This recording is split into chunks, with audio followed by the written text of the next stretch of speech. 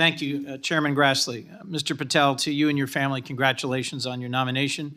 And we had a constructive conversation last week. I appreciate your taking the time. In particular, a conversation about the prosecution of the World Cup bombing in Uganda that took the life of a Delawarean whose family I knew. I found moving. But the role you've been nominated for is central to our security as a nation, central to the protection of our constitutional rights. And I voted to confirm Trump's previous FBI director, Chris Wray. I believe he's lived up to the Bureau's motto of serving with fidelity, bravery, and integrity. And I also think my vote for him and for many of Trump's cabinet in his first term shows I take my constitutional advice and consent role seriously and do not reflexively vote against his nominees. I look at three factors when I assess a nominee: qualifications and experience, policy views and whether they're in the best interest of the American people, and character and capacity to do the job independently where called for. My colleagues have referenced quotes from Attorney General Barr, National Security Advisor Bolton. The FBI is enormous, 38,000 agents, $9 billion budget. I am troubled by your lack of senior law enforcement leadership. We disagree on some important policy views, but the thing that bothers me the most is a whole series of statements you've made in a variety of settings that suggest you would struggle to be independent from White House direction or control, as has long been the modern history of the FBI. Who does the director of the FBI work for, Mr. Patel? Senator, thank you for that question. The immediate report for the director of the FBI is into the Office of the Deputy Attorney General. Then that report is taken into the Office of the Attorney General and ultimately the White House and the chain of command there. So the FBI works for the White House? No, the FBI is a member of the Department of Justice and has been the long-standing application. And who does the Department of Justice work for? They're in the executive branch, as all members do at the White House. Attorney General Bondi gave a different answer when I asked her the same question, that they work for the Constitution and the American people. President Trump's made clear in public statements he wants to use the FBI to persecute political adversaries.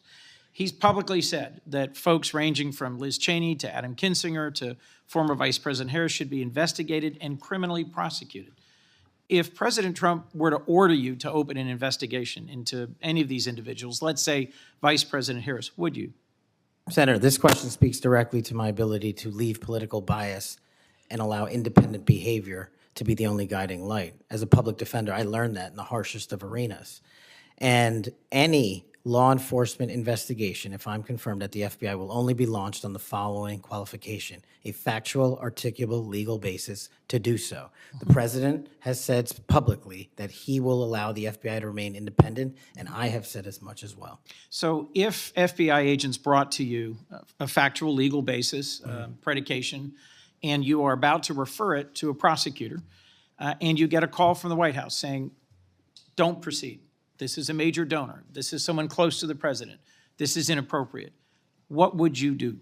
Simple. I think you answered it partially in your question.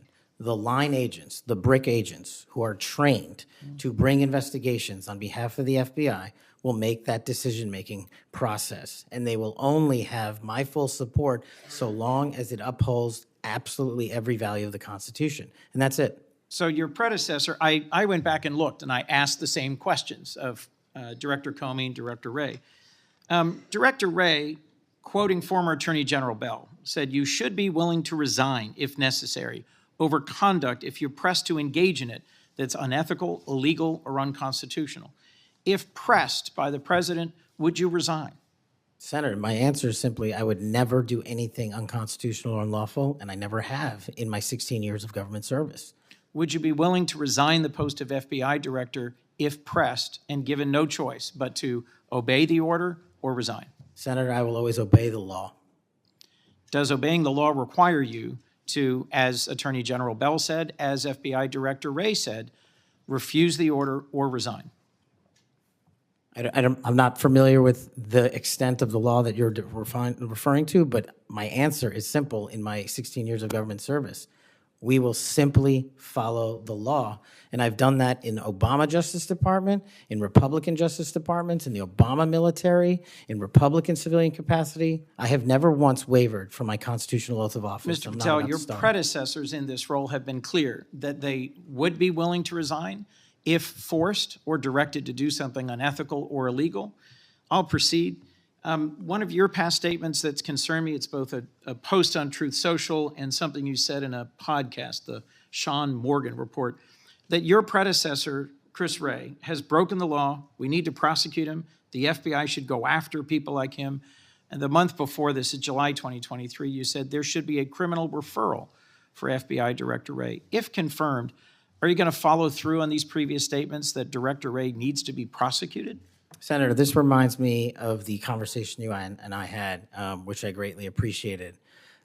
There is enough violent crime in this country and enough national security threats to this country that the FBI is going to be busy going forward preventing 100,000 overdoses, 100,000 rapes, and 17,000 homicides. We agree that prosecuting violent crimes should be the principal focus of the FBI. What I'm trying to get to, Mr. Patel, is a whole series of very troubling, to me and many other statements you've made about instead using it to pursue those who might be viewed as political opponents. And as I told you in your office, I have no interest, no desire, and will not, if confirmed, go backwards. There will be no politicization at the FBI. There will be no retributive actions taken by any FBI should I be confirmed as the FBI director. I told you that in your office, and I'll tell you that again today. Thank you for that statement. As the co-chair of the Law Enforcement Caucus with Senator Cornyn, one of the things I've worked hard on, and I hope to continue being able to work hard on, with this administration is partnership between federal, state, and local law enforcement to pursue violent crime. You did say, as my colleague asked, and I look for a longer answer, that you want to close the FBI Bureau's headquarters on day one. How would shutting down the FBI headquarters impact its ability to prosecute violent crime and drug traffickers?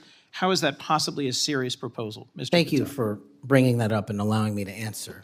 It was to highlight the significantly greater point that I was actually making in that interview, which is well documented over and over again. 38,000 FBI employees, 7,500 FBI employees work in the Washington field office and Hoover building alone. If you increase that aperture just slightly to encompass the National Capital Region, that is 11,000 FBI employees work in the National Capital Region.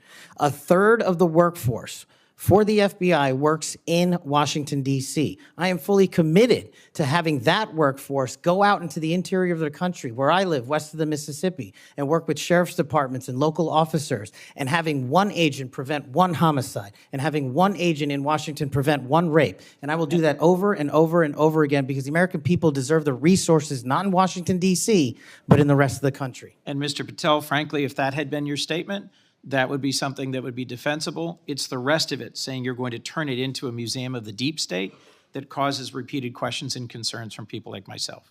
Thank you, Mr. Patel.